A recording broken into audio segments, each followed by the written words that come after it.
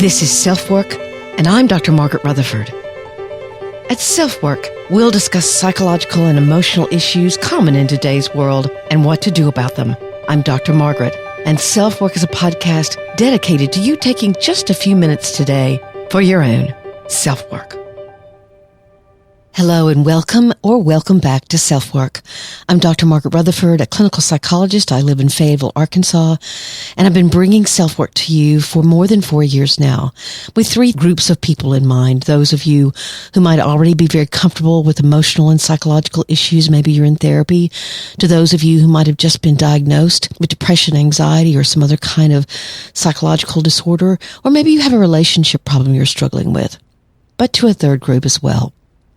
To those of you who might never darken the door of a therapist, or you don't think you would, but you're just curious enough to listen to SelfWork.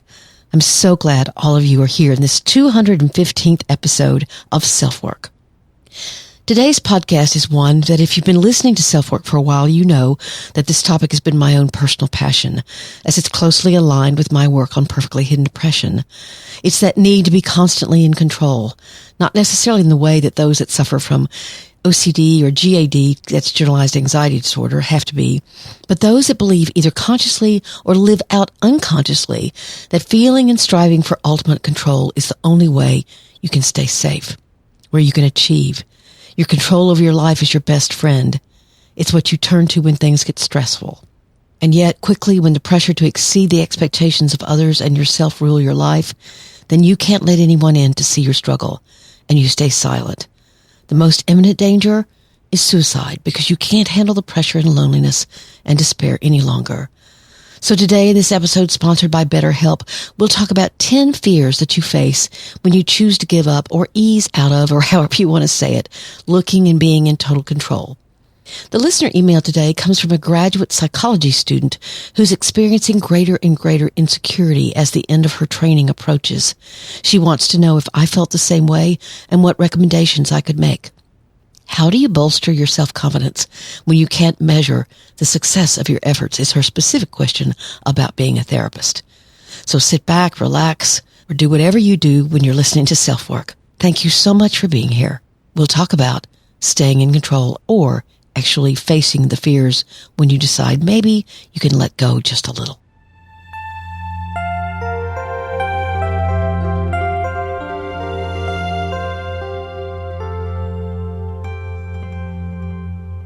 Being in control. This phrase has a sense of power or certainty, and especially being in control of your emotions has long been the premise upon which many parents have taught their children to achieve. Last week's podcast was on emotional intelligence and managing your emotions. Now, that's a skill for sure, but not allowing feelings in, especially not more painful feelings. That's why perfectionism has been rising at such great rates worldwide. Brene Brown, the eminent researcher and author of multiple books on perfectionism and vulnerability and shame. Check out her Netflix presentation, by the way, it's stunning. She's quoted as saying, "It's not that we're afraid, it's how we self-protect when we are afraid that gets in the way of being courageous." And those forms of armor range from perfectionism, cynicism, having to be the knower and be right, versus being the learner and getting it right. So being in control is self-protection. It keeps all the fears we're going to talk about today in the distance, or you can convince yourself that that's what it's doing. So we're going to focus on 10 fears that will be waiting for you, and I certainly hope when you choose to risk looking out of control. Why this is important? Well, think of a coach, any kind of coach, planning a strategy to face the opposing team. When you recognize what the threats are, you could at least try to plan out a strategy to address them, one by one. It can help to predict what you might face, so we'll identify those fears. Here's number 1. A major one is just the fear of vulnerability. How is vulnerability defined?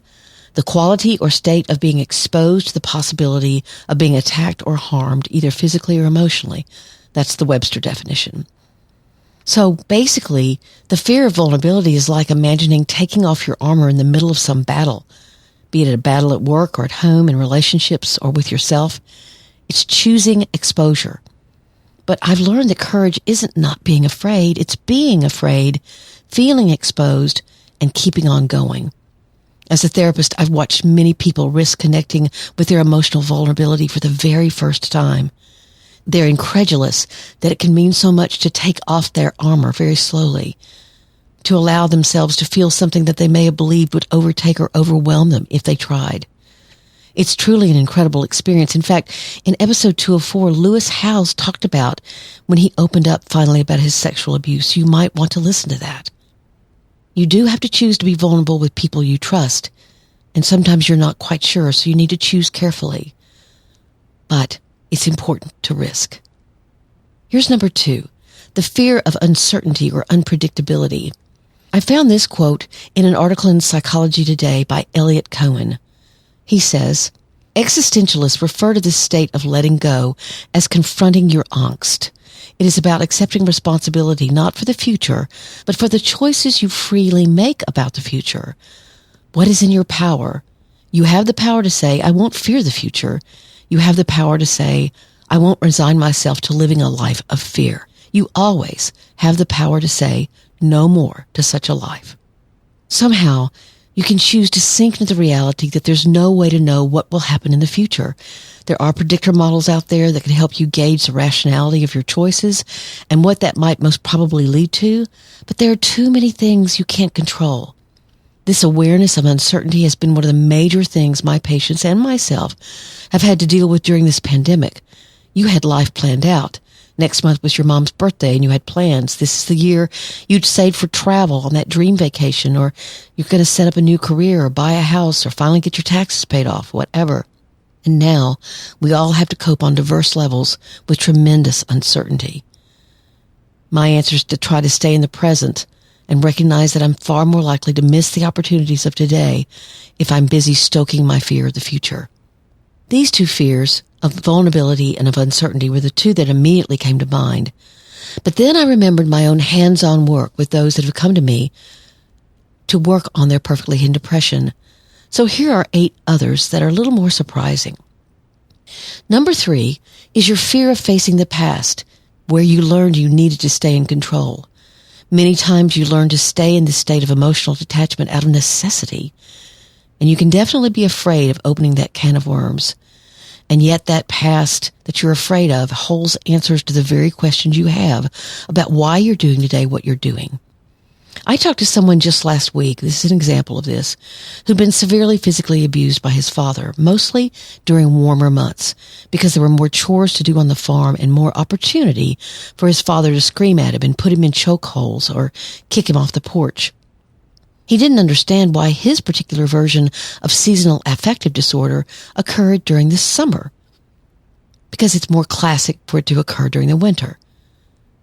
Then he heard me say, well, of course, in the winter you weren't trapped, because his father often left in the winter to do a second job, so he was free. I could hear him getting emotionally choked up to simply make that connection with his past. All of a sudden, it made sense. Your past holds a lot of answers, and if you can risk and explore that past, you have the chance to free yourself from it. Here's number 4. Fear of your anger exploding as it's been long suppressed. I get this. I remember asking my therapist one time how long I'd be angry, although I truly never exploded. Anger, when you're not accustomed to working through it, can bring a lot of fear. This fear demands that your work go slowly and carefully, as you don't want to cause more chaos by beginning to feel your anger too quickly. I'm a fan of the show This Is Us, and watched most recently where the character Randall Pearson releases all the pent-up feelings he had about the way his mother had had to live, and just how much he missed from not knowing her. There were tears in my eyes as I watched him wade into the same pond that she had as a child, when she was most overwhelmed. As his emotions roared out of him, they were palpable even over the TV screen. You can say that's good acting by Sterling K. Brown, and it was, but I've watched similar releases of these complex emotions, and that can cause some fear. It's understandable. So again, you have to find a safe space to do that in. Here's number 5. The fear of not being able to forgive yourself. Perfectionists don't face their perceived mistakes very well, although they have massive but well-hidden shame about them. I've heard many stories that hold within them this shame. I didn't ever claim that I was the father of that child. I never was a part of his life. Or I knew that I'd only married the man I did because he left me alone, and I couldn't stand any kind of intimacy. It was a perfect storm of a marriage. I eventually grew lonely and had an affair that I justified. But I've never let myself think about that. Again, a fear of not being able to forgive yourself. Learning to take responsibility, but not carry shame around with you is so important. And if you stop looking so much in control and keeping all these feelings suppressed, the memories or experiences you've carried in shame will be waiting for you, and you'll need to develop compassion for yourself. Before we go further, I want to convey a very special message to you from BetterHelp and myself about what they can offer you in therapy. And if SelfWork is helping you, perhaps BetterHelp can too.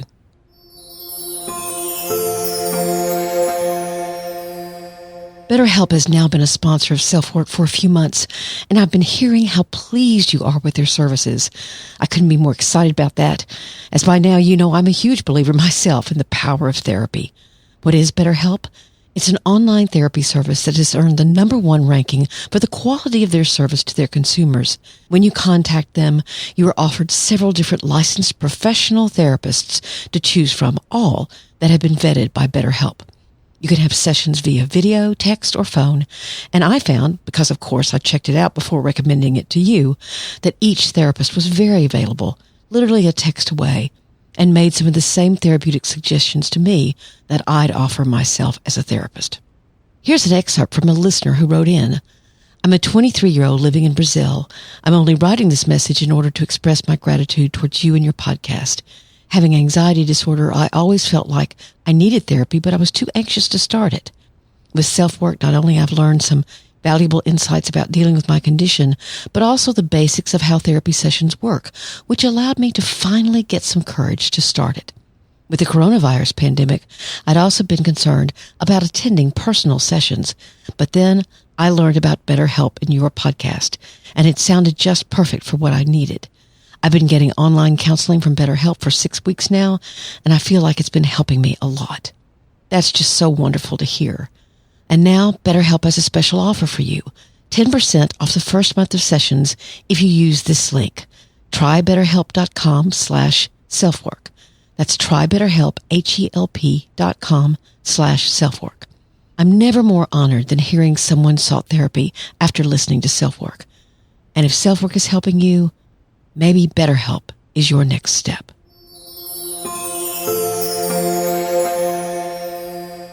Number 6 is one I so wish I'd included specifically in the book. It's the fear of there being no other way to succeed. This has been the topic of several of my sessions with Black women who come to me with perfectionism and needing to look in control being at the core of their issues. And yet I recognize that what their experience has been is based on harsh reality.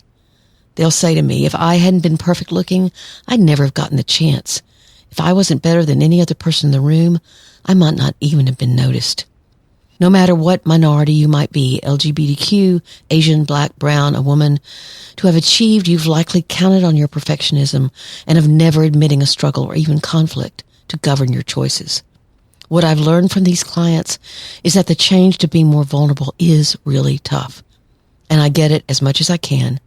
I don't really have a quick answer here, but I've watched them as they've made inroads into risking more, making statements and choices that reveal more of who they are publicly. It takes a lot of courage, as well as a recognition that the cost of that kind of success can be a tremendous depression that's underneath all that success. This leads us to the next fear. Number 7 is the fear of rejection. This was so true for so many that I've talked to through the years. And I quote, if I let on that I'm not who they've perceived me to be or who I've even led them to believe I am, then I'll lose everything, maybe even my job. Hopefully you can hear the catastrophizing. The world will fall apart if I don't keep hiding is what they tell themselves. Yet the reality is that your world isn't built on a solid foundation and is much shakier than anyone but you knows it to be. So what's worse? Maybe having to rebuild some? To be rejected by some and then have to rebuild? That, of course, could happen. But it also means that you've got a chance to build something truly stable. It's likely that not as much will change as you fear. I remember a patient of mine, he was a guy who worked at a highly competitive corporate job. He ruled his team with the same perfectionism that he used for himself. After treatment, he asked his supervisor if he could take some leadership training, which he did. And what happened? Instead of people asking to get off his team, he had people asking to join. He'd gone from expecting perfectionism to learning how to grow the potential of every member of his group. He allowed some of his own vulnerabilities to show, which only made him more approachable to others. He was amazed at this change and thrilled, as was I. Number 8 is something we touched on in the recent episode on people-pleasing, the fear of not being needed, staying in control so you're indispensable. This is certainly tied into a fear of rejection, but takes a bit of a turn. The staying in control looks like never or rarely saying no when you're asked to do something. Your decision or your impulse can be fueled by the fear that you'll be replaced, that if you don't show up and do your duty or take your responsibility, that others will be disappointed. And you fear risking that to the point that you almost martyr yourself.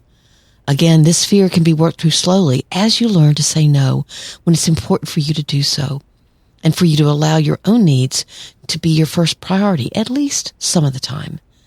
That's not selfishness, that's self-awareness. The 9th fear is something that Dr. Brown stated, the fear of being wrong. So many fights between partners have to do with this fear, as if being wrong or making a mistake defines you immediately as being stupid or inept. So this couple will fight to the finish just to prove themselves right, to the ultimate detriment of their partnership. But why does a perfectionist or someone who likes control fear being wrong? I think it could be tied in with the perception that they'll lose power or control if they look as if they're confused or puzzled or flat don't know what to do. In the book, I do give some direct things to try here, like at the end of a committee meeting where you're the chair, of course. Ask others for their input about what should happen next. Take a less powerful position on purpose. Try it out for size. It could be an eye-opener. You can obviously do this in your partnership as well. You simply say, I'm not real sure what happened, or I can't remember, or whatever it is. You take a less powerful position. And here's the last fear, but maybe one of the most potent. It's the fear of true intimacy. I'm not only talking about sexual intimacy, although that could very well be a factor as well. If you struggle with vulnerability, then certainly your sexual life will be heavily impacted. Sharing intimacy or a sense of you see me at my most vulnerable can be such a strong bond in a couple when it's treated with respect and caring, and it has great potential to build a kind of trust you won't find anywhere else. But emotional intimacy, allowing someone else to truly get to know all of you, can max out every one of the fears already mentioned. Fear of rejection especially, or being hurt. Perhaps this fear of intimacy could actually be termed a fear of trust. With trauma or a hurtful childhood in your history, you may not have ever experienced anyone as a child that you could truly trust, that showed up when they said they were going to, that remembered details of things you told them, who thought about you when they hadn't seen you for a while and let you know they were thinking about you. Trust is not built easily, but it can be built. You can let the person you're trying to trust in on the fact that you're going to risk that trust and ask them to give you the time to do just that. A healthy person will understand. Someone who's not so healthy might become angry, as if your feelings of struggling with trust have to do with them as a person. That's actually a good litmus test of who lives up to trust and who doesn't. Obviously, a healthy therapeutic relationship in this case can be a huge stepping stone to developing trust. So the first one is fear of vulnerability. Number 2, fear of uncertainty. 3 is fear of facing the past. 4, fear of your anger exploding. Number 5 is the fear of not being able to forgive yourself. Number 6 is the fear of there being no other way to succeed. Number 7, the fear of rejection. Number 8, the fear of not being needed. Number 9, the fear of being wrong. And the last, the fear of intimacy or trust. If these are your fears, I hope you'll risk when you're ready and with someone you can truly trust.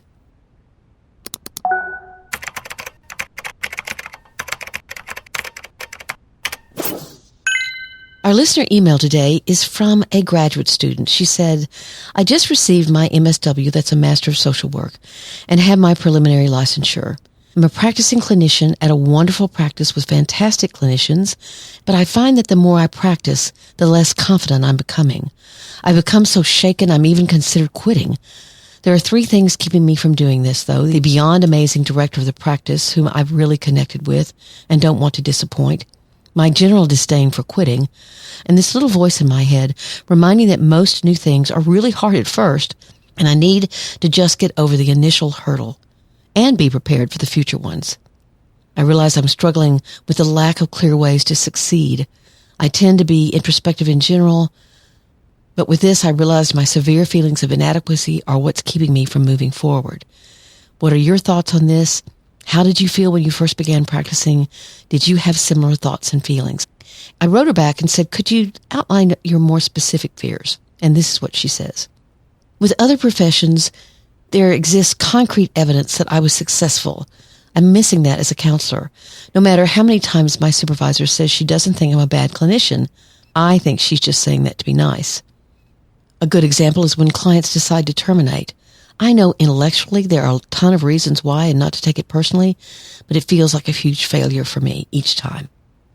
Well, this took me back to my graduate school days for sure. I can remember my last year, all my colleagues were developing and deciding that they were cognitive behavioral therapists, or they were emotionally focused therapists, or they were object relations therapists. Basically, their work was going to be defined by a certain theory. And I went to my supervisor and said, gosh, I tend to see people's strengths and then try to work with them on their strengths and then talk with them about, their vulnerabilities, but not really using one theory. And my supervisor laughed. She goes, Margaret, it's just a theory. So that kind of questioning of, am I doing this the right way? Am I good at what I'm doing? Can be really, really strong. And she's right. There's a lot of therapy that's about art. It's creating a relationship with people where you are providing a safe, secure, almost a container for their experiences, their memories, their emotions. And you are both using psychoeducation and teaching them about ego skills or teaching them about skills they could use. You're helping them understand a potential diagnosis while you're also dealing with developing that trusting relationship. It's a complicated job. And I will share with you that my first job as a therapist right outside of graduate school, I was fired from. I was told that I could not maintain relationships with patients, and that's why they were terminating. I happened to know that I was terminated because I really wasn't allowing them to control me as much as they wanted to control me, and I'd been looking for another job, but it still stung like heck. And I can remember coming to Fayetteville, Arkansas, and beginning to practice here. All that happened in Dallas. And years after I was in a successful practice and had established that, I doubted my ability to maintain those relationships. So those things really sting, and you can have a lot of self-doubt. However, I hear some ways that you are doubting yourself. If your supervisor thought you were not a good clinician, it would behoove her to tell you what was wrong. So you're taking your own doubts and projecting them onto her, or projecting this, she's not really telling me the truth, kind of irrational mistake. I certainly made other mistakes as a young clinician. I've told the story here that my very first patient in graduate school was a young man who came in talking to me about his relationship with his girlfriend, and he basically described pounding on her door at 2 a.m. and getting her to come outside when it was cold and making her go in the car with him and yelling and being angry with her. And she left and shut her door, and he banged on it some more until the neighbors told him they were going to call the police. That's what I remember about the story. I'm sure there was more. And my supervisor looked at me after I had talked about the case for a while, and she said, so what did you do about the domestic violence? And I just stared at her. Because you see, I had domestic violence in my own relationship. And I hadn't even heard it as domestic violence. So I remember going to my therapist. I made up some answer for my graduate supervisor. I was so embarrassed. And I remember saying, I've got to wake up. I've got to really figure out what has been going on in my life, because I've got to change my focus and the way I see things and hear things, which I did. But of course, we therapists have our vulnerabilities. We have our blind spots. And that's why it's important, especially early on, to maybe have a mentor or a supervisor or something that you're still checking in on cases where, you're not really sure about something. I promise you that this same kind of questioning of your status or how well you do something will keep you on your toes. But know that actually it shows integrity that you're questioning yourself so much. You really want to help others and not harm them. Don't turn that integrity into criticism and into not believing in yourself. As a side note, I also asked her to review the episode I did on imposter syndrome. And for those of you who might feel the way she does about starting a new job or being in a job that you feel like you're always going to get found out, that you're not really as good as other people think you are, you might review that episode on imposter syndrome. I'll have it in the show notes.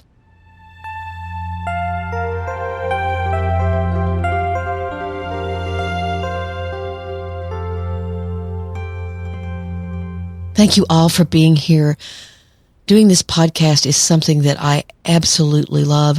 I got an interesting question on an interview the other day. They said, how has podcasting changed you? And I realized that how it has changed me over the years is that I myself have become more transparent. Spending time producing this and living in the world of words and language has made me more aware of the use of my own language, both as a clinician and as a person. And of course, your emails to me, your reviews, both on Amazon and on Apple Podcasts about the book, Perfectly Hidden Depression, or this podcast, SelfWork, means so much to me.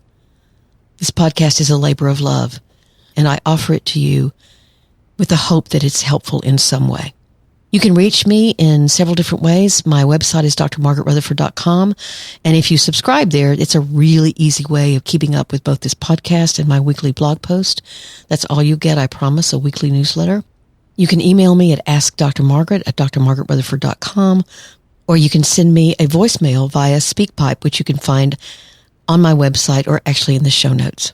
I'd love to hear your voice. I'm over on Instagram at Dr. Margaret Rutherford. My Facebook professional page is also facebook.com/Dr. Margaret Rutherford. And I have a closed group at facebook.com/groups/selfwork. We're about 2,500 strong, very diverse individuals from all over the world. And we're there to support each other in whatever kind of emotional or mental struggle you're having. So thank you once again for being here. Please take very good care. This is a very, very difficult time we're in. I'm Dr. Margaret, and this has been SelfWork.